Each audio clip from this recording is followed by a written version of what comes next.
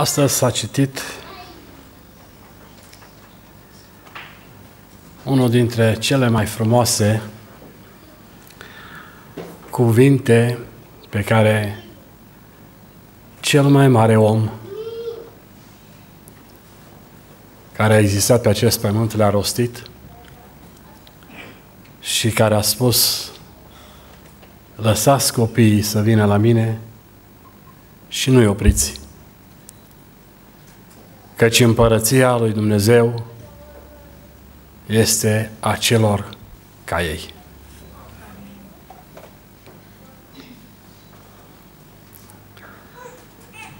Dumnezeu astăzi să ne binecuvinteze pe toți și El însăși să se ocupe de fiecare dintre noi și credem că se ocupă și El să ne binecuvinteze pe toți.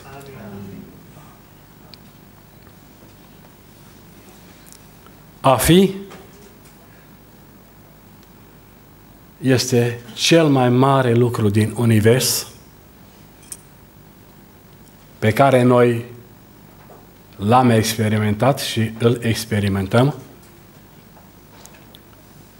Și Cel care dincolo de noi a hotărât ca noi să fim, să existăm, este Dumnezeul, Creatorul tuturor lucrurilor. El pe toate le-a creat prin înțelepciunea Lui, prin priceperea Lui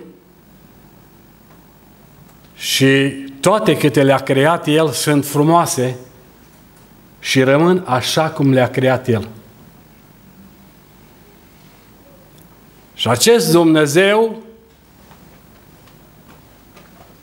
a hotărât sau a decis să fim în această lume și îi mulțumim Lui.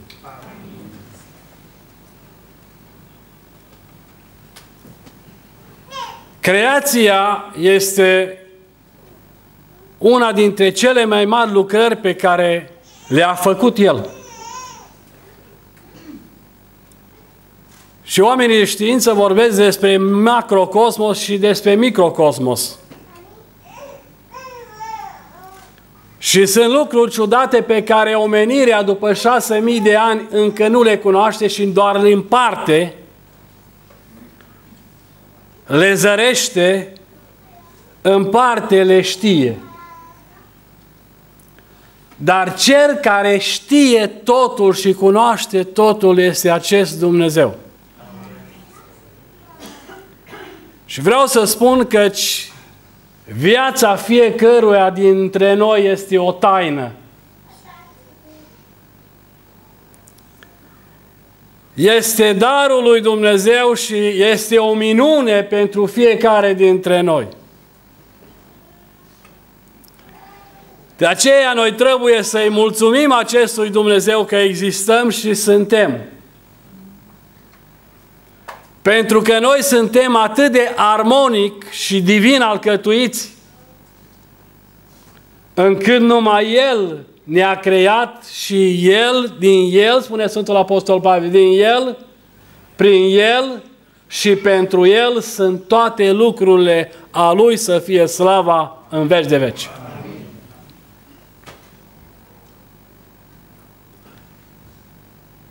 Lucrul pe care s-a citit în ziua de astăzi este un lucru foarte delicat.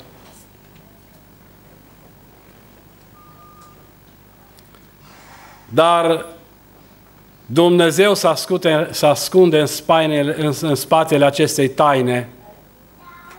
Așa cum am spus, existența noastră este taina lui Dumnezeu. Poate de multe ori banalizăm, dar să știi că în locul tău putea să fie altul.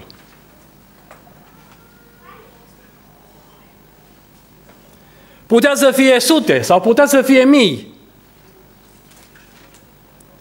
Dar Dumnezeu a hotărât ca tu să existi și să fii.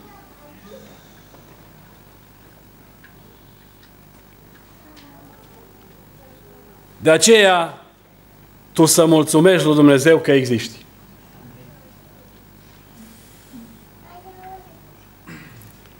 Că în El ne avem trăirea, mișcarea și viața. Și dacă Dumnezeu s-ar gândi numai la El, tot ce are mișcare s-ar întoarce în țărână. Dar spune în Psalmul 139 căci Dumnezeu din pântecele mamei mele,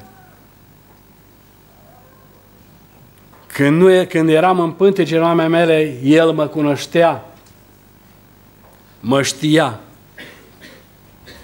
Și în cartea Lui erau scrise toate zilele vieții mele.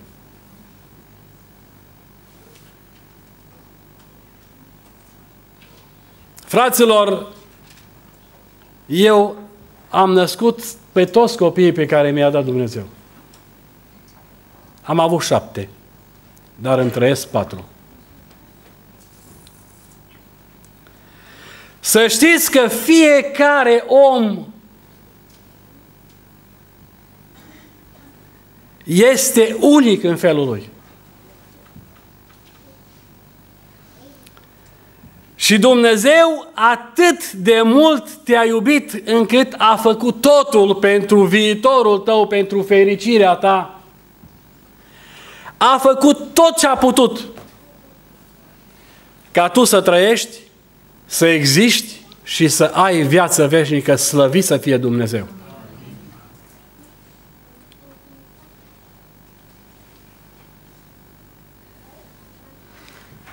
Iisus a spus și El a venit în această lume nu ca noi. Noi ne naștem dintr-un tată și dintr-o mamă, natural. Dar El a venit de la Dumnezeu, El n-are început, nu știm cum, El n-are început și n-a avut început și n-are nici sfârșit. Dar El a venit în această lume, s-a întrupat. Și una dintre tainele și minunile lui Dumnezeu este că El a venit în această lume și nu numai că a venit. Adam, Dumnezeu l-a făcut matur. El a venit și a luat chip de om, copil.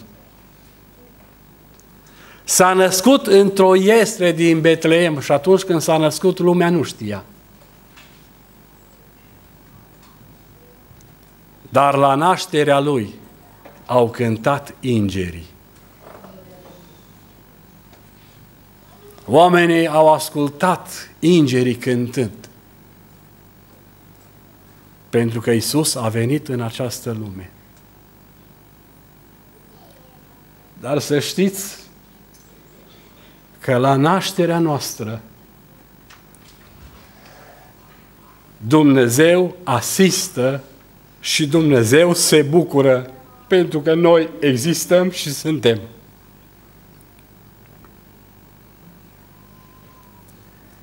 Iisus a spus căci lăsați copiii să vină la mine și nu îi opriți, căci împărăția lui Dumnezeu este a unora ca ei. Oamenii sunt interesați, unii mai mult sau alții mai puțin, de împărăția lui Dumnezeu. Împărăția lui Dumnezeu nu este mâncare și băutură. Nu este bunăstare, ci este pace, neprihănire și bucurie prin Duhul Sfânt.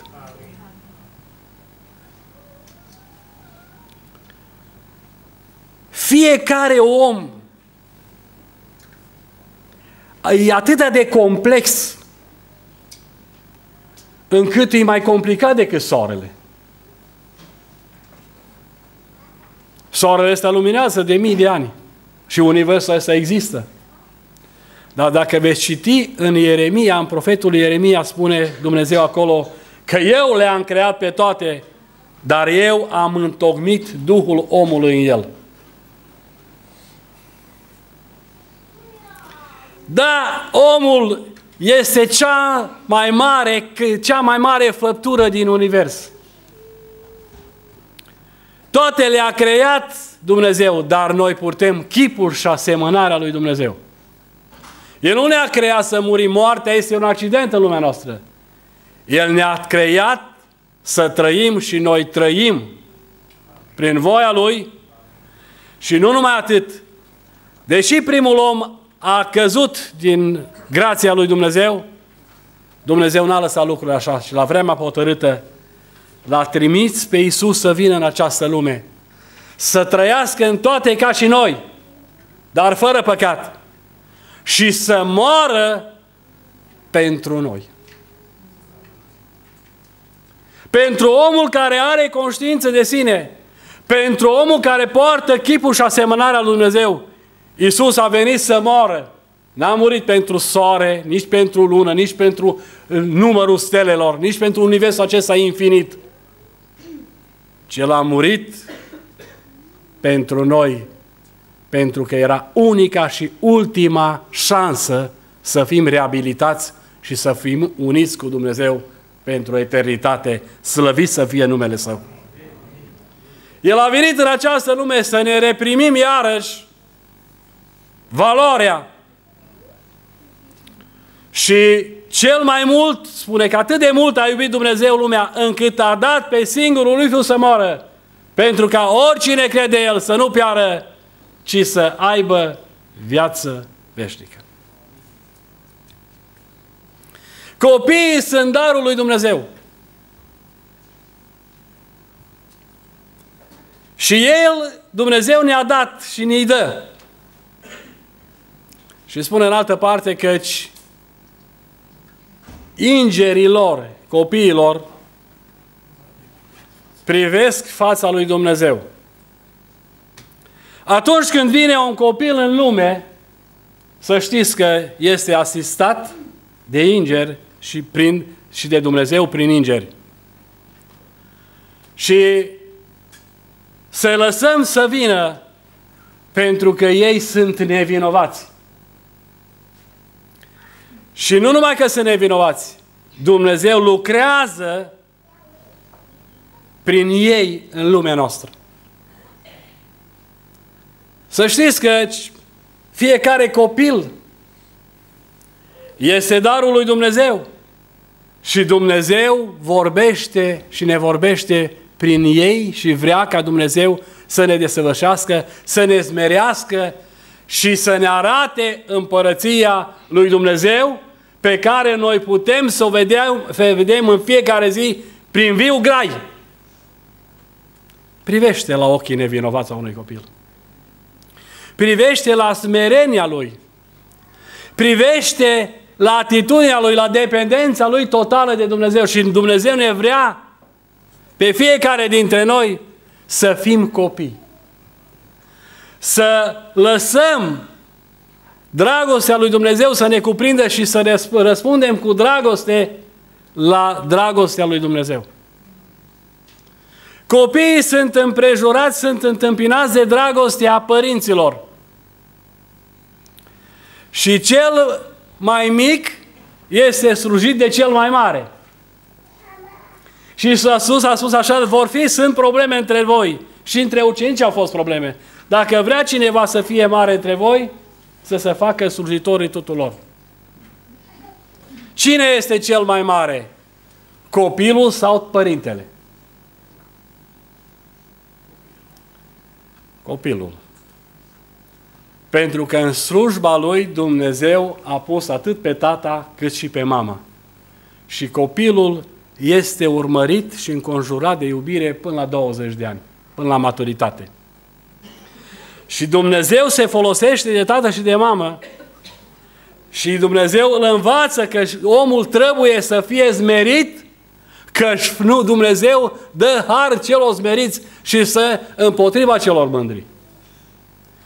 Prin naștere de copii, omul poate deveni mai smerit. Și femeia, spune Apostolul Pavel, va fi mântuită prin naștere de fii, dacă săruiește în credință și în dragoste. Copiii ne vorbesc, copiii ne înconjoară și copiii sunt darul lui Dumnezeu. Sunt împărăția lui Dumnezeu în miniatură, dacă vreți să știți. Împărăția lui Dumnezeu va veni plenară în lumea noastră, odată cu revenirea lui Iisus Hristos în lumea noastră. Dar împărăția lui Dumnezeu o putem gusta privind acești copii nevinovați și prin ei, spune în psalmist, a citit aici, ferice de omul care își umple tolba de săgeți cu ei. Noi suntem niște războinici și am venit în lume. Noi nu avem de luptat împotriva cărnii și sângelui. Noi suntem luptători sau lucrători împreună cu Dumnezeu și noi trebuie să lucrăm. Împărăția lui Dumnezeu se ia cu nevală. Și noi prin copii luptăm și vestim această împărăție și mărim această împărăție. Domnul să ne ajute să ne umplem tolba cu săgeți cu ei. Da, ferice de omul care își umble torba de săgeți, căci copiii sunt ca săgețile în mâna unui războinic. Da, copiii sunt speranța pentru noi. Sunt perpetuarea speciei pentru această lume. Și copiii sunt cel mai mare dar pe care Dumnezeu ni poate da, ca să-L putem înțelege pe El, să-L putem pricepe pe El și la Lui împărăție. Dumnezeu să ne binecuvânteze la aceasta. Să vorbim ca ei. Ați văzut acest copii că îi greșesc în vorbire? Cine nu greșește în vorbire este un om desăvârșit și poate să țină în frâu tot trupul. Avem ce învăța de la ei? Copiilor le place mierea. Fiul le mănâncă miere, căci este bună. Și fagurul de mere este dulce pentru cerul guritare. Tot așa și înțelepciunea este bună pentru tine. Dacă o ai un viitor și nu se va să tăia nădejdea. Să luăm învățătura de la acești copii și să fim ca ei. Dacă nu ne întoarcem la Dumnezeu ca și ei, nu vom intra în împărăția lui Dumnezeu. Nu suntem în împărăția lui Dumnezeu. Copiii aceștia nu se umflă de mândrie. Copiii aceștia sunt sfinți, sunt nevinovați și noi ne îmbrăcăm cu acești copii și sunt și nevinovăția noastră și neprihănirea noastră pe care Dumnezeu vrea să o trăim și să o experimentăm în această lume. Și lumea vrea să vadă și trebuie să vadă în noi împărăția lui Dumnezeu. Dumnezeu să ne ajute la aceasta. Să vorbim ca și ei și să fim ca ei. S-a spus aici în ora de rugăciune că să nu mai domnească păcatul în mădularele noastre. Că dacă domnește păcatul în mădularele noastre, păcatul se folosește de mădularele noastre ca niște unelte. Dacă eu vreau să lovesc acel zid cu pumnul, nu se prăbușește. Dar dacă iau o unealtă, îl pot prăbuși, îl pot strica. Tot așa, noi să luăm împărăția lui Dumnezeu, să luăm înțelepciunea lui Dumnezeu și să lucrăm și să stăpânească harul lui Dumnezeu, să stăpânească în inimile noastre. Că cel care a aruncat bomba atomică s-a folosit de un instrument, de o unealtă, de un avion și a adus așa nenorocire în această lume. Tot așa și noi să dăm la o parte orice piedică și păcatul care ne fășoară așa de leze și să ne uităm țintă la căpetenia și desăvârșirea credinței noastre. Adică la Isus. Care a fost merit și ascultat de Dumnezeu. Copiii sunt dependenți de părinți. Copiii nu pot trăi fără părinți. Ei au nevoie de dragostea lor, au nevoie de sprijinul lor material și spiritual. Tot așa și noi avem nevoie de Dumnezeu în permanență să trăim și Domnul să ne ajute să trăim frumos ca în timpul zilei. Ei trebuie să vadă în noi neprihănirea lui Dumnezeu și împărăția lui Dumnezeu. Și ei, la rândul nostru, trebuie să aibă respect pentru părinții lor, care așa este scris în lege. Că dacă cineva blastămă pe tatăl său și pe mama sa, să fie nimicit, să fie omorât. Dar noi nu suntem din aceea, noi trebuie să-L urmăm pe Iisus Hristos. Exemplul nostru este Iisus Hristos și noi trebuie să trăim o viață ca și El. Doamne, ajută-ne! Și cu un exemplu practic vreau să închei. Care s-a întâmplat acum, să spunem așa, 30 de ani. Cineva a venit la mine și mi-a spus: de ce naște atâția copii? În fiecare an aveam câte un copil. Și mi-a spus: măi, nu-i bine ce faci. Ar fi bine să te faci, să te faci membru în partid. Să te ocupi de politică, că ar fi mult mai bine pentru viitorul copiilor tăi. Am refuzat. Și am fost pus la periferie. Și am fost, nu vreau să intru în amănunte, dar cineva a venit la mine odată și a spus: mă, de ce te naști atâția copii în fiecare an? Păi tu ce faci? Îți ucizi soția ta? Eu cred că copiii sunt o binecuvântare și niciun copil pe care îl am nu-mi pare rău că îl am. Pentru că ei sunt unici în felul lor. Și într-o zi, acești copii pe care mi-a dat Dumnezeu vor moșteni împărăția lui Dumnezeu și vor fi ca Hristos și vor trăi veșnic. Și mi-a spus: măi, renunță, pentru că noi putem să te facem om. Și am renunțat la avansurile lor și unul dintre ei s-a ocupat de mine pe la spate și mi-a spus: de ce te naști atâția copii în fiecare zi, în fiecare an? Păi da, nasc pentru că eu cred în Dumnezeu, nu sunt la voia întâmplării și copiii pe care mi-a dat Dumnezeu, El a hotărât cât să-mi dea și pe cine să-mi dea. El s-a uitat la mine așa și el avea de toate. Avea și casă, avea și mașină, avea și confort, avea și sănătate și toate le avea. Și avea doar un singur copil. Și am spus: dar tu de ce nu naști copii dacă ești și ai de toate, ai toate condițiile? Zice: nu pot să-ți vorbesc și nu pot să-ți explic de ce, nu pot să-ți dau un răspuns. Zic: îți dau eu răspunsul.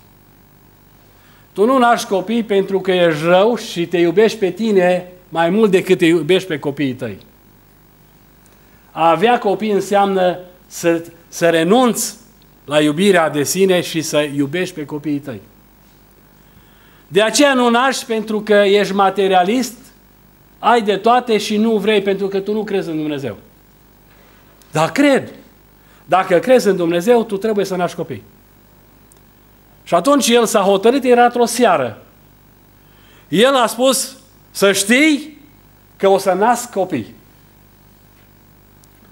Și nevastă sa era foarte mică, de statură, subțirică, și a spus: Dumnezeu să-ți dea 2 ca să recuperezi ceea ce ai pierdut. Ata s-a încheiat vorba noastră. Am dat mâna cu el și am plecat. Și în scurt timp, fraților, în scurt timp, a venit la mine și a spus: soția mea a rămas însărcinată și are 2 copii. Nu știu cum o să ducă sarcina, dar o să nască 2 copii, așa cum ai spus tu. Și într-adevăr, n-a putut duce sarcina până la capăt și în luna 7-a i-a născut prematur. Dar au fost 2 băieți. Exact cum Dumnezeu i-a spus. Vei avea 2 copii. Și el, necredincios și neștiind ce să facă, i-au spus doctorii: nu vor muri. Nu au greutate suficientă, au fost dus la lagănul copiilor, acești copii vor muri. Și atunci el a lăsat copiii, i-a dus acolo la casa copilului, erau la incubator și a venit și m-a căutat. Și în lacrimi mi-a spus: Dumnezeu mi-a dat 2. Și acum ce fac? El care a zis mi-a dat, acum mi-e înapoi? Eu m-am uitat la el. Și nu știam ce să-i răspund. M-am uitat la el și am zis: da, Dumnezeu ți-a dat și Dumnezeu ți-i vindecă. Și du-te înapoi, că-și copiii tăi vor fi vindecați și Dumnezeu ți-i va vindeca. Și așa s-a întâmplat. Am mers la casa copiilor și copiii au fost vindecați și trăiesc și astăzi. De aceea, psalmistul spune, ferice de omul care își umble tolba de săgeți cu ei. Slăvit și binecuvântat să fie Dumnezeu. Astăzi să iei noi hotărâri în viața ta și să lași pe Dumnezeu să lucreze în familia ta, să lași pe Dumnezeu să lucreze în conștiința ta, în mintea ta și Dumnezeu acesta va lucra și El îți va răsplăti cu viață veșnică. Dumnezeu să ne ajute la aceasta. Amin.